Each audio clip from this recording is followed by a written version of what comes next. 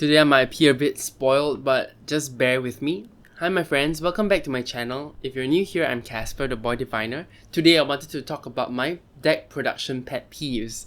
So I think all of us love decks, right? We all love the decks that we get. We love a certain way of the decks, the cardstock that I talked about a long time ago. Recently, Julie from Peekaboo Rose did a deck deterrent and deck delight kind of video. I actually planned this video a long time ago. Again, always. I'm always like a step behind.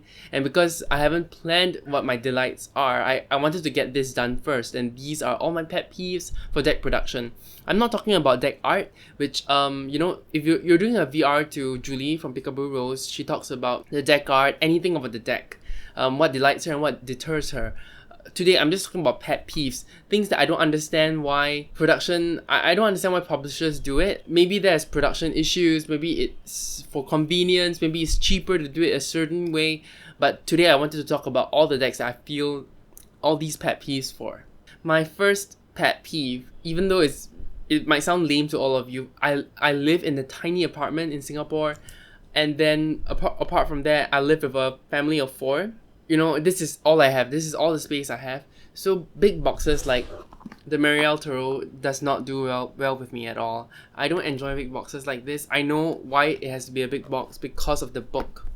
But I kind of wish, even though it's more packaging, which I don't like, I wish they followed the Wild Unknown and have a smaller box for the cards inside. Because right now, I either have to lug this whole box around, get a tarot bag, throw the box away. You know, all this is extra fuss. I don't get tarot bags. I don't have tarot bags for all the decks that I have. I actually just keep them in the box they came in. And this is really hefty. And to be honest, I know people love this book. I do kind of like this book too. This book is a great resource. But I feel like it could be scaled down. I feel like you could scale this one down and have a really hefty guidebook with this one. Or if you really want to do it separately, then have the extra box inside for this one or extra bag, because even the Buddha Tarot came with the extra bag. I don't know what else to say. There definitely has to be a solution to this. We don't need such a big box for a tiny stack of cards and the guidebook. I mean, you could kind of deliver it separately, a tiny deck of cards and the guidebook. It causes more maybe delivery issues or other things, but I don't know. There must be a way, there must be some way that, you know, deck publishers can really brainstorm and find an answer to this. So yeah, I'm not a fan of big boxes. Anything bigger than this, no. Anything bigger than this actually. Another way publishers try to take down the size of the box is to make split boxes, which I also hate. I hate split boxes. I hate when I finish using a deck, I have to put it in, I have to slide half of the deck to the right side. Some of the decks that are like that are the Plain Marseille, and guess what? I sold it. I couldn't work with it just because of the box. I hated the box so much. So, you know, like, people might think it's stupid, people might think it's a small thing, but I really must listen to myself. And even if I act spoiled, or if you know, mean commenters call me OCD or whatever, I need to trust myself, right? And if it doesn't work out for me just because of all these small things, then I might as well not get it, because I have so many other decks already in my collection that don't have split boxes. Another split box deck was the Ostara deck, Ostara Tarot. I also sold that one away. So, you know, it really bothers me, and I'm telling myself, unless it's a deck I really, really want, I'm not going to handle split boxes anymore. It's really not my thing. I hate it. I hate doing that. I hate plucking out 2 stacks, putting it together. I don't like trying to spread it evenly, because sometimes it doesn't spread evenly. When you close the box, it doesn't close fully. Yeah, it's too much of a hassle. So I wanted to show you some examples of the split box, but I don't own any of them left. I've sold all my split box stacks, and this only shows how much I hate it. Another pet peeve I have is actually gilded edges that stick to each other when they first come, and you have to peel them off each other, and it causes issues to the gilding. It causes issues to, I don't know, the card itself. The Marielle Tarot, the 2nd edition and the 1st, both had this issue with this gilding. You know, I had to peel it off, and some of the cards were stuck together, and I didn't know, because I was a bit freaked out. I was like, I lost the card, but no, they were all stuck together. I had to slowly use my fingernails to peel it apart. So publishers, if you are gonna think about making a deck and the deck comes with this kind of issues, I'd rather you not have any gilding. Then I can just etch the deck myself. You know, then I can just etch the deck myself in whatever color I want. I don't have to deal with this kind of damage to my decks that I have to damage it myself. I also understand that maybe you can reach out to the publisher again to get a replacement deck if you did damage it because of the gilding. But I don't like the idea of wasting, even though I know I'm guilty of this. I buy things internationally all the time, but having it go through a second time and more paper being wasted, more packaging being wasted, I just can't. So I'd rather not have a deck with sticky gilding. The Ostara Toro was also guilty of this, and that's why I sold it away. I think the Mary L is the only one that I really like the art enough to keep it despite all the pet peeves.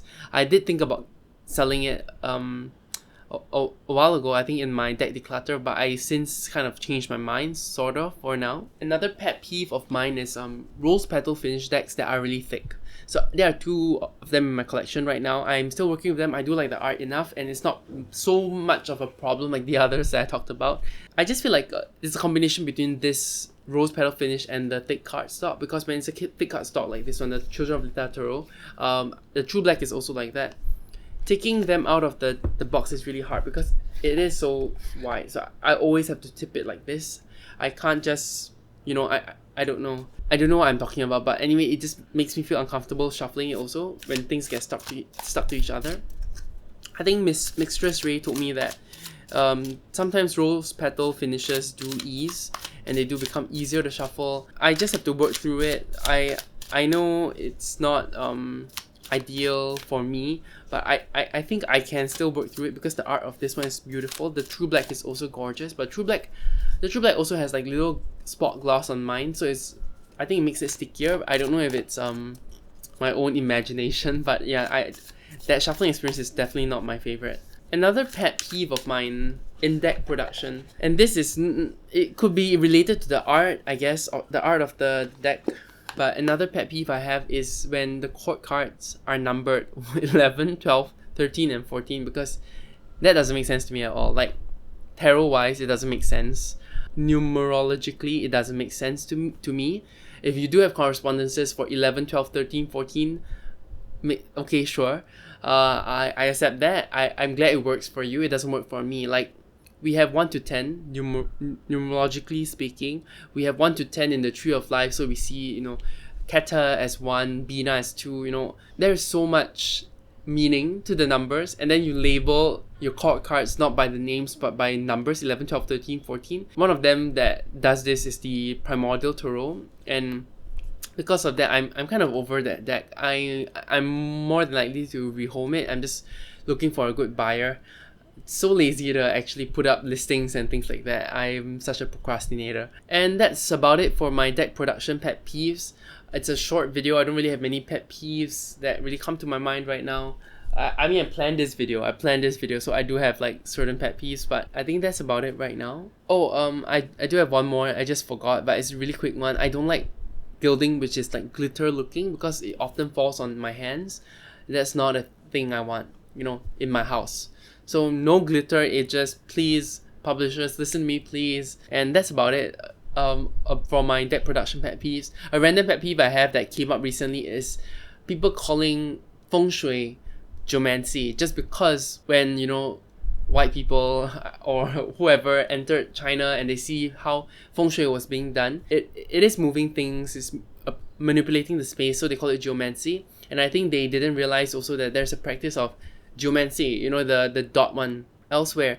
So there's a lot of confusion here, and I implore you, especially if you are Chinese like me, call it feng shui. Don't even bother saying geomancy. The term feng shui should be popularized. People should know feng shui as feng shui. It just makes me feel so uncomfortable when people who are Chinese say that they're a geomancer or they do geomancy when they're not doing the dot thing, they are doing feng shui. So that's one random pet peeve that I had in the past few months, because people have been asking me, do you do geomancy? I was like, yeah, I do geomancy, I do divination, the dot one. And they're like, no, I mean like Chinese geomancy. I'm like, no, that's not geomancy. That is feng shui. Feng shui is feng and shui, wind and water. It has nothing to do with the earth.